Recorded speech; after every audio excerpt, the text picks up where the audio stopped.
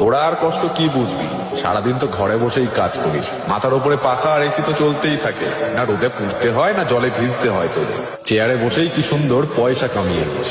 হ্যাঁ ঠিকই বলেছেন, আমরা চার দেওয়ালের মধ্যে থেকেই কাজ করি, তাই তো সমাজের ভাষায় আমাদের তেমন কোনো দাম নেই। কিন্তু কি জানেন তো, যা দেখা যায় তা সব সময় ঠিক সত্যি হয় না। এই চেয়ারে বসে কাজ করা অতটা সহজ নয়। এক একটা সফটওয়্যার শিখতে আমাদের এক একটা যুগ লেগে যায়। আর ওই পিঠে ব্যথা থেকে শুরু করে মাজা ব্যথা, এমনকি চোখ জ্বালা দেওয়া।